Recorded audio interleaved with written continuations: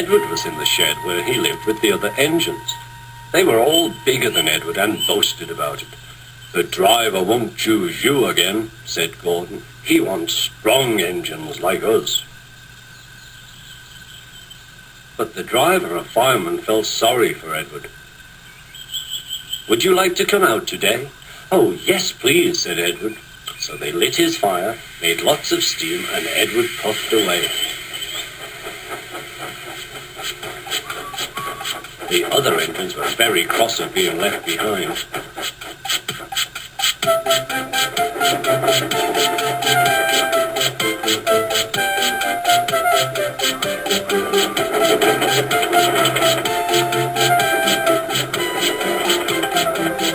Edward worked hard all day. The coaches thought he was very kind, and the driver was very pleased.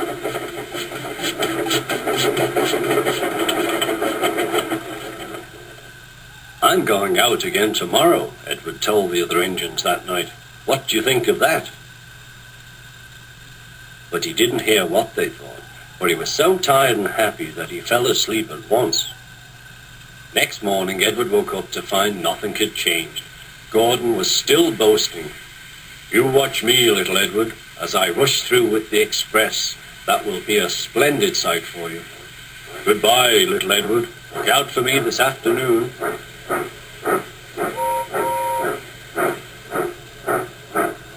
Edward went off to do some shunting. He liked shunting. It was fun playing with freight cars. He would come quietly and give them a push. Then he would stop and the silly freight cars would go bump into each other. "Oh," they cried, "whatever is happening?"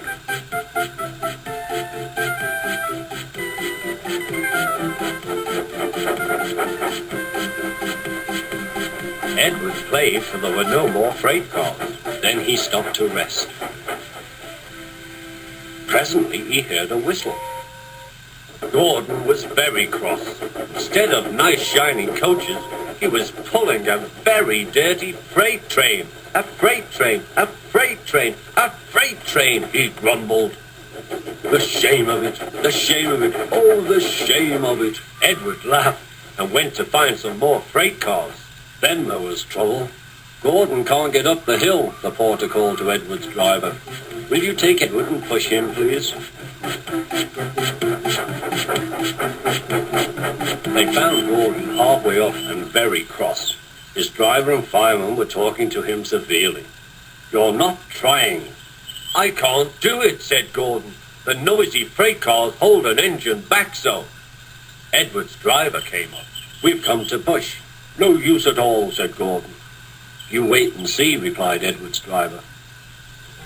They brought the train back to the bottom of the hill.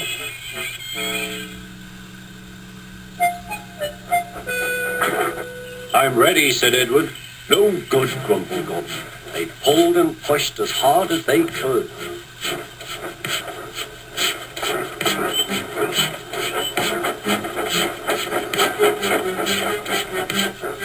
"I can't do it, I can't do it, I can't do it," puffed Gordon.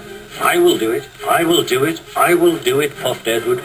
Edward pushed and puffed and puffed and pushed as hard as ever he could.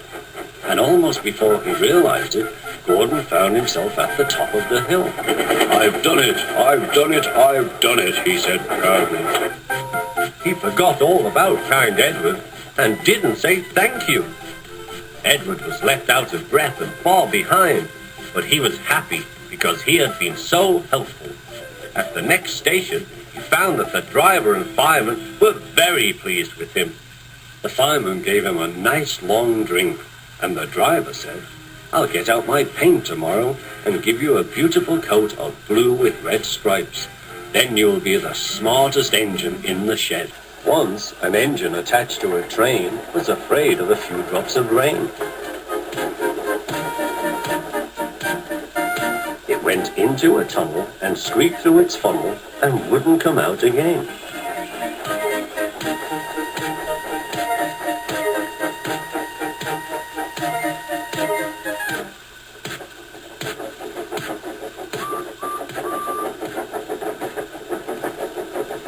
The engine's name is Henry. His driver and fireman argued with him. but he would not move. The rain will spoil my lovely green paint and red stripes, he said. The conductor blew his whistle till he had no more breath and waved his flag till his arms ached, but Henry still stayed in the tunnel and blew steam at him. I'm not going to spoil my lovely green paint and red stripes for you.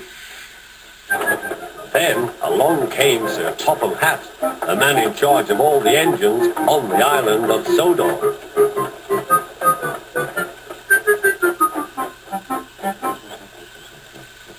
We will pull you out, said Sir Topham Hatt, but Henry only blew steam at him.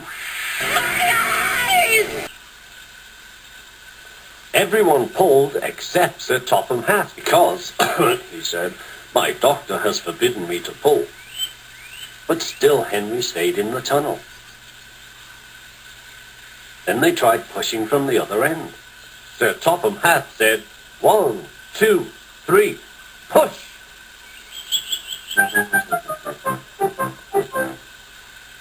But he didn't help. My doctor has forbidden me to push, he said. They pushed and pushed and pushed, but still Henry stayed in the tunnel. At last Thomas came along. The conductor waved his red flag and stopped him. Everyone argued with Henry. Look, it has stopped raining, they said. Yes, but it will begin again soon, said Henry. And what would become of my green paint with red stripes then?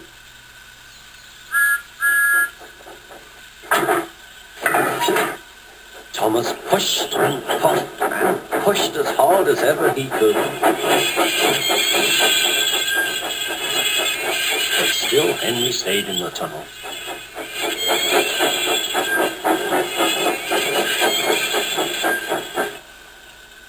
Eventually, even Sir Topham Hatt gave up.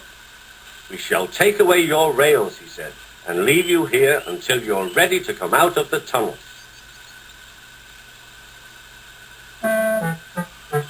They took up the old rails and built a wall in front of Henry, so that other engines wouldn't bump into him.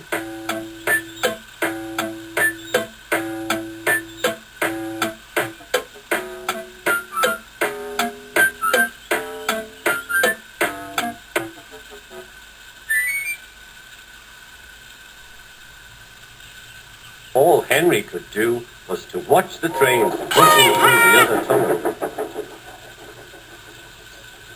He was very sad because he thought no one would ever see his lovely green paint with red stripes again. As time went on, Edward and Gordon would often pass by. Edward would say, "Peep, peep, hello." And Gordon would say, "Poop, poop, poop, served you right." Poor Henry had no steam to answer. His fire had gone out. Sudden dirt from the tunnel had spoiled his lovely green paint and red stripes anyway. How long do you think Henry will stay in the tunnel before he overcomes his fear of the rain and then decides to journey out again?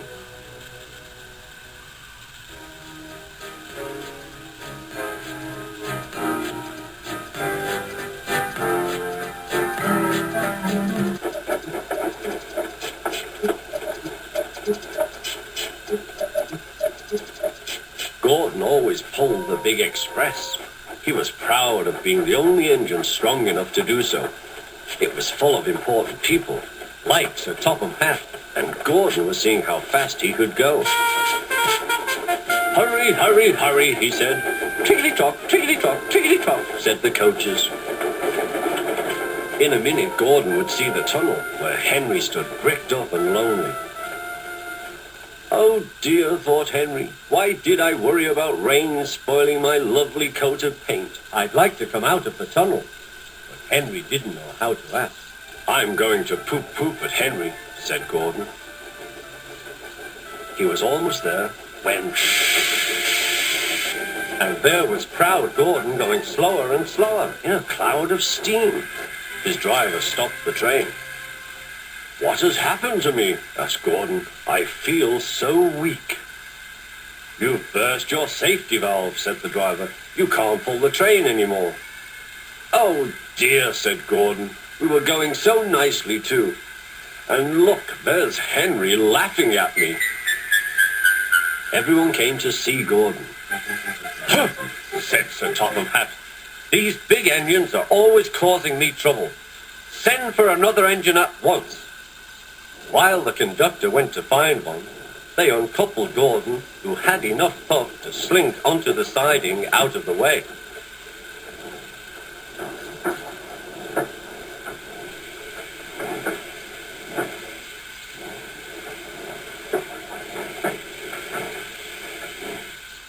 Edward was the only engine left. "I'll come and try," he said.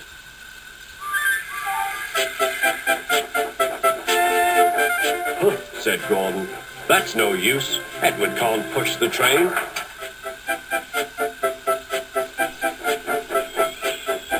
Kind Edward puffed and pushed and pushed and puffed, but he couldn't move the heavy coaches. "I told you so," said Gordon. "Why not let Henry try?" "Yes," said Sir Topham Hatt, "I will." "Will you help pull this train, Henry?" he asked. "Oh, yes," said Henry.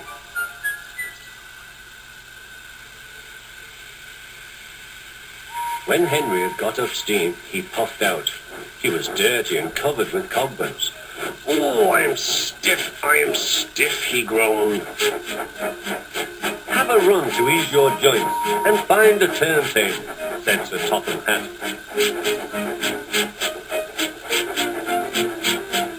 When Henry came back, he felt much better. Then they coupled him up. "Peep, peep," said Edward, "I'm ready." "Peep, peep, peep," said Henry, "so am I." "Pull hard, we'll do it. Pull hard, we'll do it." They puffed together.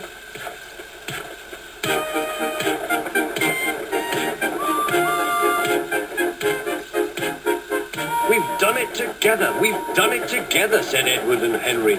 "You've done it, hooray! You've done it, hooray!" sang the coaches. Everyone was excited. Sir Topham Hatt leaned out of the window to wave at Edward and Henry, but the train was going so fast that his hat flew off into a field, where a goat ate it for tea.